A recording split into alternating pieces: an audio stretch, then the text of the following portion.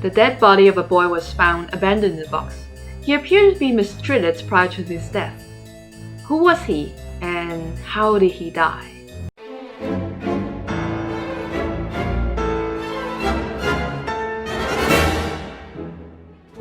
Hello, welcome to Missing Piece. I'm Dr. P. In today's episode, we'll be covering the mystery of the boy in the box. It's a long-standing mystery and unsolved murder case for over 60 years. Despite the decades, the case remains open, hoping that one day, someone will be able to figure out the identity of this young victim and what happened to him.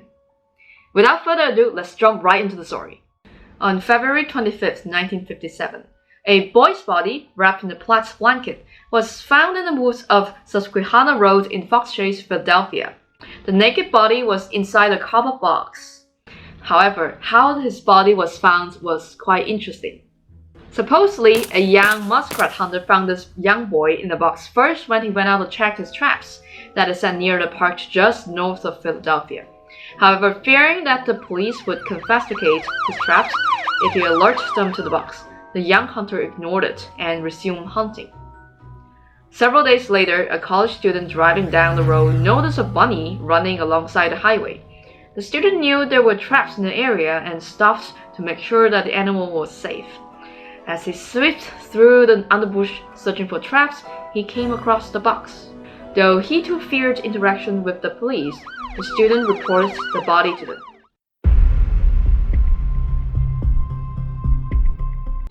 The police received a report and started the investigation on February 26, 1957. The fingerprints of the boys were taken, and the police was at first very optimistic that they would soon identify the boy, given that the boy was still very young at the time. During the investigation, the police noticed that the boy's hair was tangled and seems to have been recently cut, possibly after that, as clumps of the hair clung to his body. There were also signs of severe malnourishment, as well as surgical scars on the ankle and groin, and an L-shaped scar underneath the chin. Despite the fact that he looked abandoned, the police fingerprinted him, hoping to find a match. However, they did not. Over the next several years, the case attracted massive media attention in Philadelphia and the Delaware Valley, and the Philadelphia Inquirer printed over 400,000 flyers depicting the boy's likeness, which were sent out and posted across the area. Flyers were posted in police stations, post office, and were even included in every gas bills in Philadelphia. The crime scene itself has been searched by over 270 police academy recruits, but apart from several items of the children's clothing, there was no other clues. And the police also distributed the post-mortem photographs of the boy fully dressed and in the seated position as how he may have looked like in real life, in the hope to find a clue. Despite the publicity and sporadic interest on this case, to this day, the boy's identity remains as much a mystery as it was in 1957, and the homicide case remains unsolved. Wait, hold on. Don't leave yet. I'm just about to get to the most juicy part of the story. Though the case ran cold, the public interest in the case attracted amateur investigators who had advanced a couple of notable theories throughout the years. Although most of them have been dismissed, two theories has generated considerable interest among police and the media.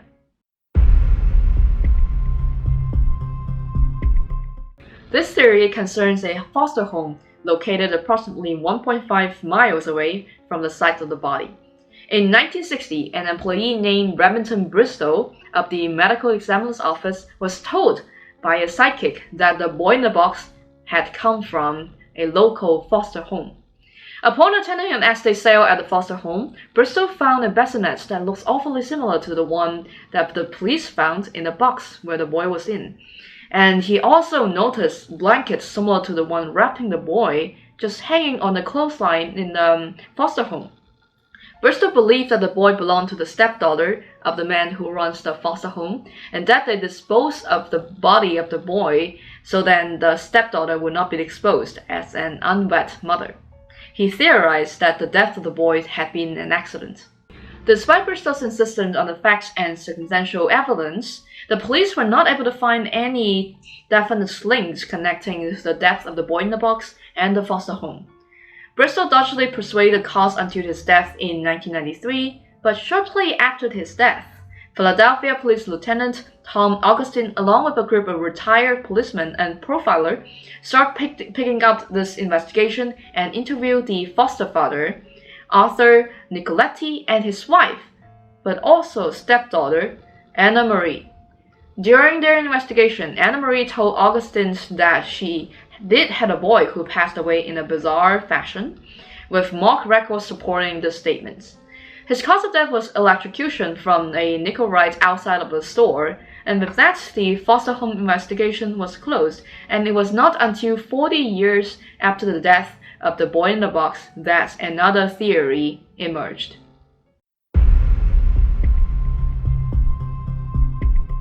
In February 2002, a woman referred only as M or Martha came forward, claiming that the unknown boy named Jonathan had been purchased by her abusive mother in the summer of 1954.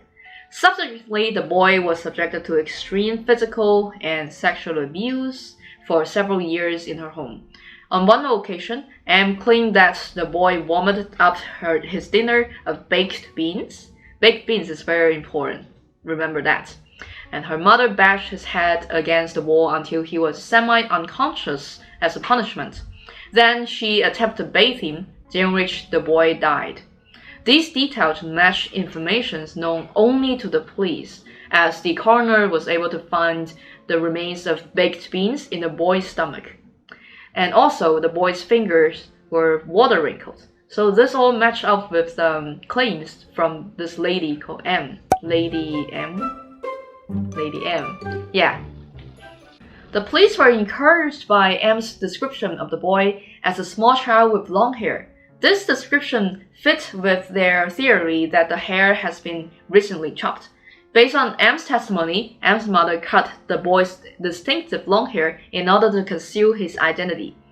M's mother also forced M to assist her in dumping the boy's body in the Fox Chase area.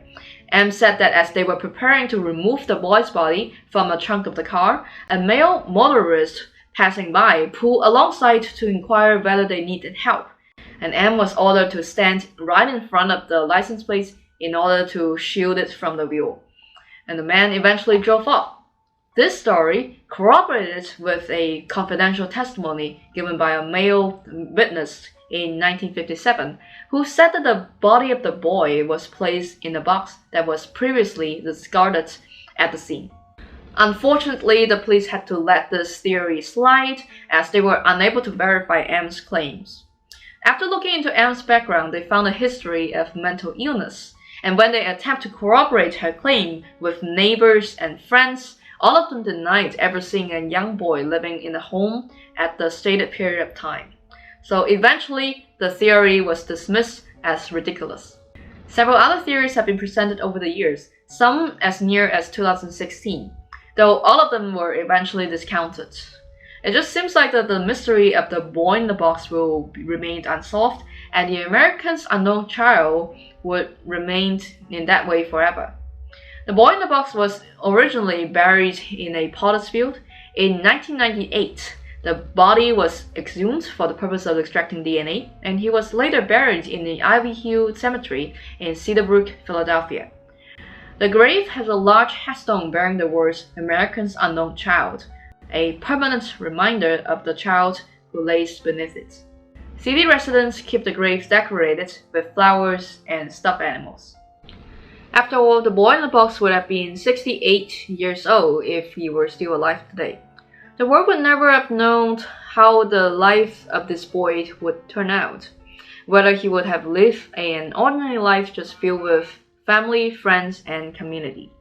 However, instead, the murdered boy remained a long-standing, unsolved mystery, 63 years after his unidentified body was discovered in Philadelphia, Pennsylvania. Do you have any clue on who this boy may be? I know my audience is very interested in unsolved mysteries, and I've received comments on my previous videos on evidence and news that I've missed. I very much appreciate that. In many cases, unsolved mysteries can come to an end because of the evidence coming from multiple sources. With everyone's help, We may be able to solve cold cases that are puzzling people for years. So please don't hesitate to leave comments if you have additional evidence or thoughts on the boy in the box or any other unsolved mysteries I have covered. If you enjoy mysteries, please also don't forget to subscribe to Missing Piece for weekly mysteries and crime stories. My goal is to form a community that we can all share our thoughts. Thank you and see you next time.